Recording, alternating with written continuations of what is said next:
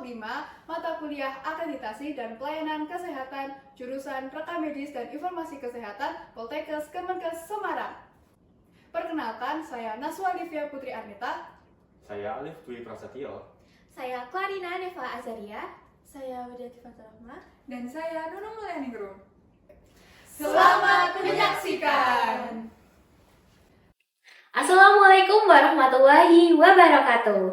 Halo Healthies, welcome to podcast sharing bersama kelompok 5.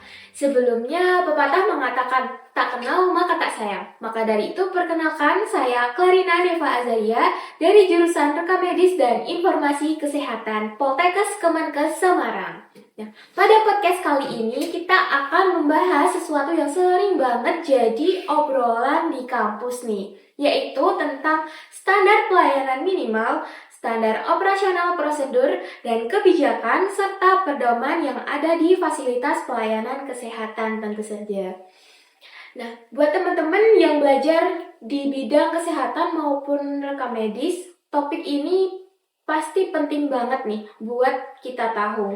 Nah, pada podcast kali ini tentu saja aku nggak sendirian nih. Aku ditemenin dua temanku, yaitu Kak Nunung Mulyaningrum dan juga Kak Widya Atifaturrahma.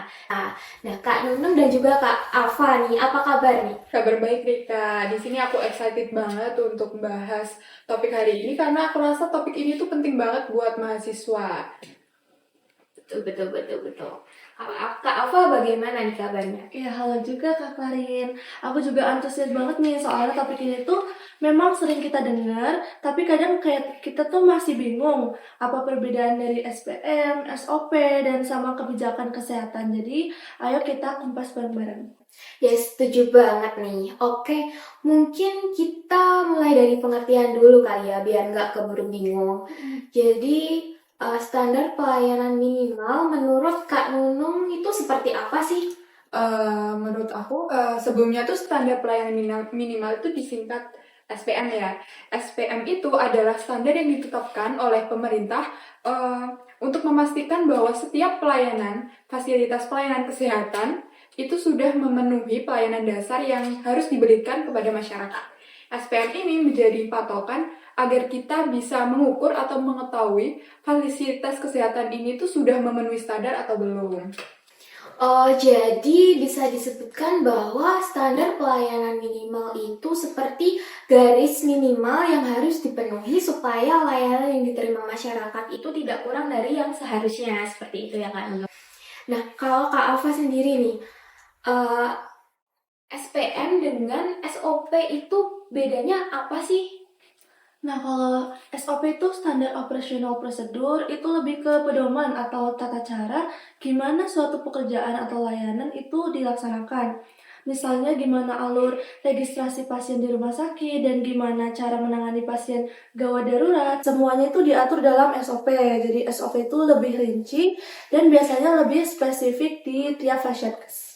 Aku mau nambahin dikit ya. Ya, SOP boleh. itu sangat penting untuk menjaga konsistensi dalam pelayanan. Misalnya nih, rumah sakit A dan rumah sakit B, SOP-nya untuk menangani pasien stroke tentunya nggak jauh beda agar standar pelayanan itu tuh tetap terjaga. Meskipun ada perbedaan di secara teknis, namun secara prinsipnya itu tetap sama.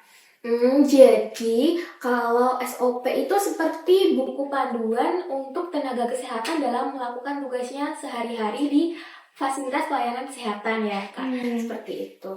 Oke, kita sekarang masuk ke bagian kebijakan dan juga pedoman. Nah, untuk Kak Nunung bisa jelasin nggak sih kebijakan dan pedoman di fasilitas pelayanan kesehatan itu bedanya apa?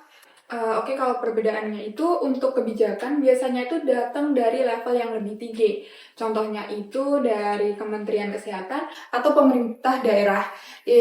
Kebijakan ini tuh mengatur hal-hal tentang aturan pemberian jaminan kesehatan, peraturan tentang BPJS, atau program-program nasional seperti imunisasi. Sementara untuk pedoman, itu tuh lebih seperti panduan teknis, misalnya pedoman tata cara pencatatan yang baik dan benar, atau pedoman pencegahan infeksi di rumah sakit.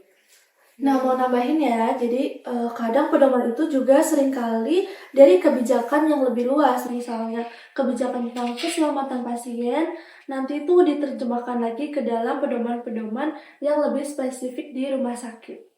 Oh, seperti itu. Jadi kebijakan itu bisa dikatakan lebih luas cakupannya dan biasanya diterapkan secara nasional maupun regional. Sementara pedoman itu lebih ke arah teknis penerapannya di lapangan ya. Seperti ini. Ngomong-ngomong soal pedoman nih, di bidang rekam medis sendiri kita sering banget ya berhadapan dengan pedoman sendiri. Contohnya seperti apa sih pedoman yang sering kita gunakan di bidang rekam medis itu?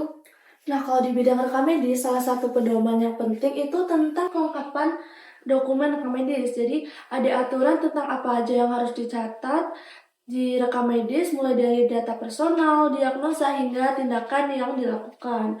Jadi, ini tuh penting banget karena kelengkapan rekam medis berhubungan dengan kualitas pelayanan yang diterima oleh pasien. Oh iya, kelengkapan rekam medis itu juga bisa mempengaruhi akreditasi rumah sakit loh. Kalau suatu rumah sakit ini tuh memiliki rekam medis yang tidak lengkap dan tidak sesuai dengan pedoman, akreditasinya tuh bisa menurun. Dan pastinya pelayanan ke pasien pun ikut terganggu. Oleh karena itu, rekam medis tuh harus dicatat dengan secara lengkap dan sesuai dengan standar. Exactly. Jadi rekam medis itu bukan sekedar catatan saja nih ya, tapi juga dokumen hukum. Jadi kita harus benar-benar memperhatikan ketepatan dan juga kelengkapan rekam medis itu sendiri. Ngomong-ngomong nih, kita kan udah PKL nih ya di semester 2 tingkat 1. Nah, Kak Nunung, PKL di mana nih Kak Nunung? Oh, kalau aku sendiri tuh kebetulan dapet di Pekalongan, Kak. Oh, kalau Kak Ava, Kalau aku di Cilacap. Nah, kalau Kak Karin di mana? kalau aku sendiri kebetulan kemarin dapat praktik kerja lapangan di Kudus. Ngomong-ngomong soal penerapan nih, kalian pernah nggak sih nemuin kendala saat menghadapi SPM maupun SOP saat praktik kerja lapangan kemarin? Dari pengalaman aku sewaktu PKL ini tuh aku menemui kendala dalam penerapan SOP di unit gawat darurat. Kadang tuh karena kondisi darurat, tim medis tuh jadi nggak selalu mengikuti SOP secara lengkap. Misalnya tuh dalam pencatatan medis.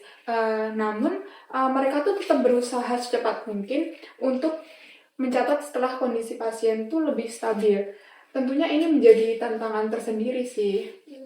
Iya sih. Nah, aku juga pernah nih mengalami di bagian rekam medis itu kadang banyak pasien. Jadi petugas itu terburu-buru dalam mencatat data. Jadi hal ini itu berdampak ke kelengkapan rekam medisnya. Makanya penting banget buat terus latihan menerapkan SOP dengan benar supaya walaupun sibuk, kita tetap bisa menjaga kualitas pasien. Nah, benar banget nih teman-teman. Jadi kendala di lapangan itu kadang membuat kita lebih cepat beradaptasi. Namun disitulah pentingnya memahami dengan baik SPM, SOP, dan juga pedoman supaya kita tuh tahu bisa tetap menjaga standar pelayanan yang diberikan kepada pasien. Nah, sebagai penutup nih, boleh nggak sih ada kesan-kesan dari Kak Nunung dan juga Kak Ava? Pesan aku buat teman-teman mahasiswa, jangan anggap remeh hal-hal tentang SPM dan SOP, karena di dunia kerja nanti, ini tuh menjadi pedoman kita.